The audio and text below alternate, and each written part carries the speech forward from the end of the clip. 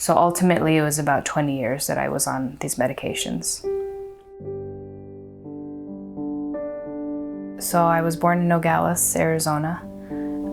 My family moved to Tucson when I was 5. I ended up studying neuroscience, cognitive science, and psychology at the U of A. I began experiencing what was diagnosed as depression when I was 16. And at that time, my doctor put me on antidepressants. I continuously would have these depression episodes. So 10 years after being on medications, I'm thinking to myself, like, what is this?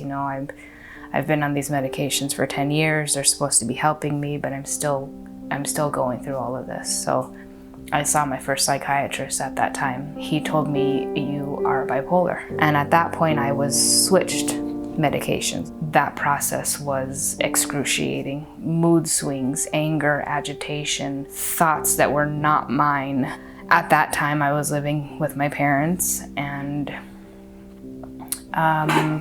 I'm grateful that we all survived it because it was really difficult. So for the next 10 years, I believed that I was bipolar. I began seeing a new psychiatrist who told me she didn't believe I was bipolar.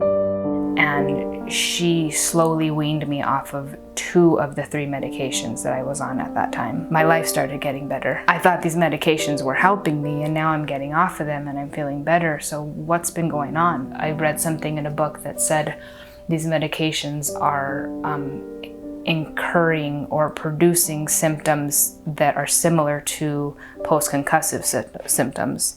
And they start having cognitive issues and losing my train of thought, losing my vocabulary. I thought, okay, it's these medications and I need to get off of them. So ultimately, it was about 20 years that I was on these medications. That's when I decided that I would also like to come off the antidepressant, which is Cymbalta. And within a chunk of months, my nervous system basically started collapsing.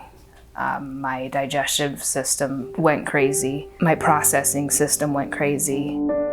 In that process, I wanted to see if these medications have caused harm to my brain. It's what led up to me finally seeing a neurologist. I was introduced to Dr. Carol Henricks, and in seeing her, I was also asked questions that I'd never been asked by any of the psychiatrists or doctors that I had seen.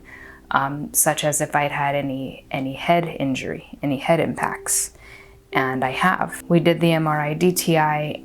It shows there's a few areas of my brain that are greatly lacking in connectivity, and all of these areas very clearly explain the challenges that I've experienced. Whether they were caused by the head injuries that happened throughout my life or the medications, we can't say. It's most likely a combination. The diagnosis is traumatic brain injury. The TBI is considered a wound in your brain. So she helps people heal their brain with hyperbaric oxygen treatment. It's accelerating cell regeneration in your whole body.